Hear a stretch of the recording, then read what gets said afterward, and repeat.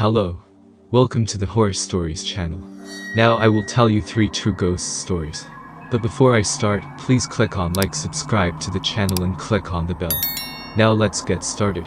We've given up so much outdoor recreation this year. Not that we're mad about it. Saving lives matters more than backpacking trips and summer marathons. But as the days get warmer, I feel myself craving the smoke and my hair smell from the campfire. I miss the sound of owls, the dwindling supply of beer in the cooler, and the wait time suspends as you wait for the flames to die. Mostly, though, I miss the stories. There's something about the light of the fire in the backcountry darkness that makes you lean in and listen a little closer. And of course, a few sips of whiskey never hurt a good tall tale. We can't bring back your spring campfires with friends. We can, however, bring our favorite campfire stories to you. Save these 3 for retelling when things return to normal, or tell them now over a Zoom call with your friends. 1.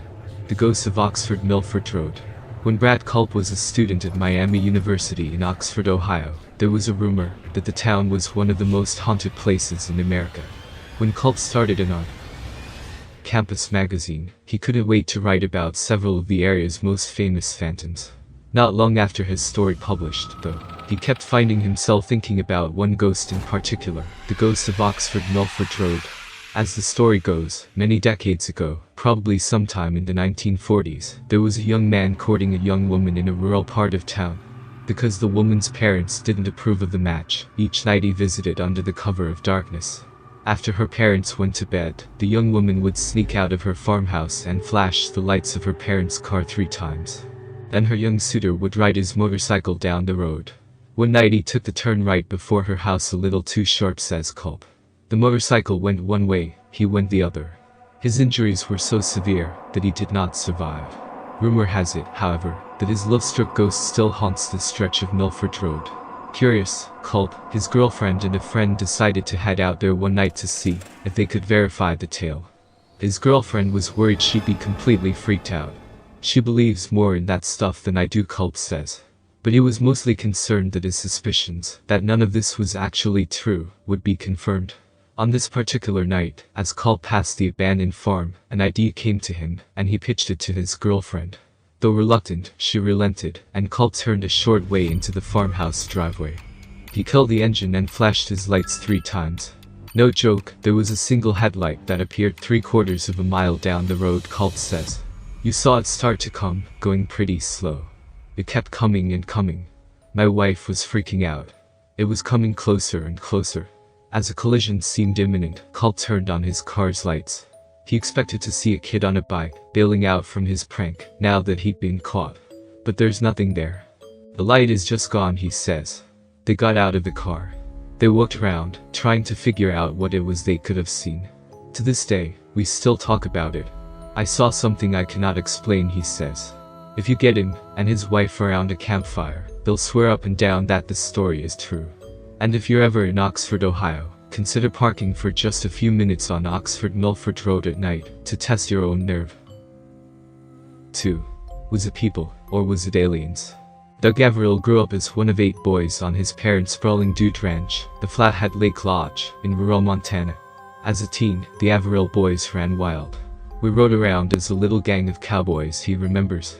They'd saddle up and head off to check cattle on the 3 giant tracts of land the family managed, which formed a triangle around some of the state's most remote rangelands. One summer in the 1960s, the brothers came across a ghastly sight. They're on the ground, with 3 dead cows neatly arranged in a circle. No obvious wounds were visible, but their reproductive organs had been removed. But there was never any blood.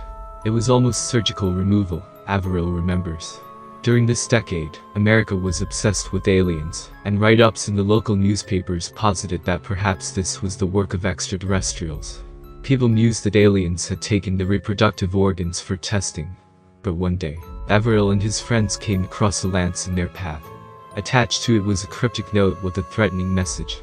That's when we thought, it's gotta be people doing this, he says. Then things got really strange. Over the next few days, a series of odd events unfolded. First, the brothers stopped in at a local bar to grab a hamburger, leaving their horses in the back of a stock truck. The horses were packed in tightly, and the Averills were only gone for a few minutes.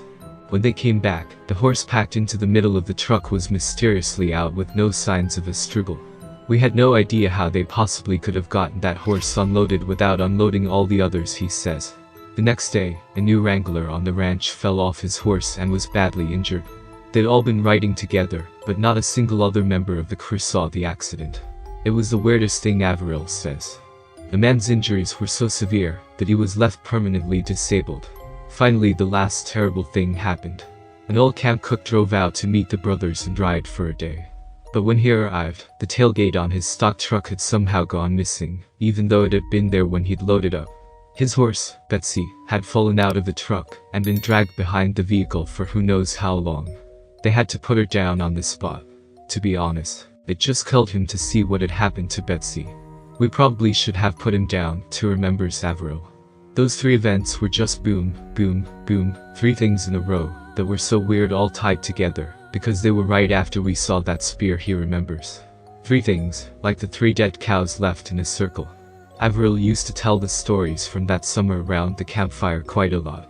But over the years, he's gotten new stories, and so they've been shifted out of rotation. Besides, they're awfully grim. But he recently got a call about a downed bull, a buffalo. It was out in one of the most remote parts of his ranch.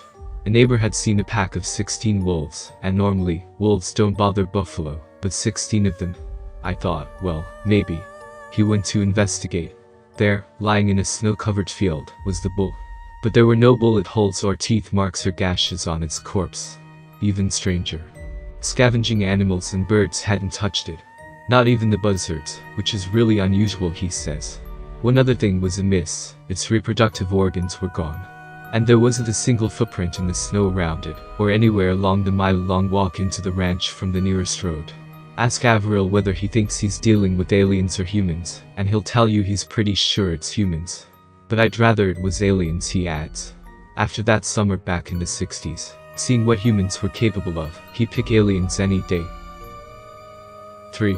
The Ghost of La Parva Ski Resort. Throughout Latin America, you'll hear variations of the story of La Llorona, the wailing woman. Sometimes she's lost her husband. Sometimes she's lost her children. Sometimes it's both. But in La Parva, a ski spot in the Chilean Andes, the wailing woman is named Lola, and everyone in the area swears they knew her before she died. A local restaurant owner said he dated her. Pro skier Drew Tapke says, adding that the ski patroller he heard the story from pointed at the exact hut where this tale takes place. The story starts on a nice day in peak ski season. Lola and her young son plan to spend the day on the slopes. As can happen in the Andes, a thick fog rose up from the valley, which often precedes the arrival of a real storm. The clouds enveloped the two as they were making their way down from the top of the mountain, and they lost contact with one another. Tapke says, desperate to find her son, Lola began screaming his name as she ran through the thick fog. Unable to see clearly, though, she stumbled down a steep slope and began sliding toward a rocky couloir. By chance, a local lift operator who was returning to his cabin came across her body. He was afraid she was dead, but on closer inspection, he found she was still alive, just barely, Tapke says. Her body was covered in lacerations from sharp rocks, and the only word she said, in the faintest whisper, was her son's name. The lift operator worked to carefully pull her body to his cabin, which was just up the hill. He bandaged her cuts as best he could, and then ran to fetch the doctor. Together the doctor and lift operator made their way back to his hut, the fog hanging thickly in the air. When they arrived, though, the bed was empty. Just the bloody sheets remained. Neither the woman nor her son were ever found, Tapke says. But locals report hearing her wail for her child whenever they're near that lift operator's cabin. And here's the thing, Tapke does not believe in ghosts. Something, however, changes when he arrives in Chile each winter. Maybe it's the fact that, from La Parva, you can see up to Cerro El Plomo, an Incan child sacrifice site. Maybe it's because Tapke has simply read so many magical realism books by authors like Juan Rulfo and Gabriel Garcia Marquez. But sitting alone in his cabin in the Andes, with the wind whipping and the candles flickering, he swears that every now and then he just can't tell if what he's hearing is a woman or the wind. Creepy, isn't it? If you like this story, and if you are not afraid to hear even more scary stories, go to the channel and watch with pleasure. And also do not forget to subscribe, put likes and click on the bell to learn about the latest stories first.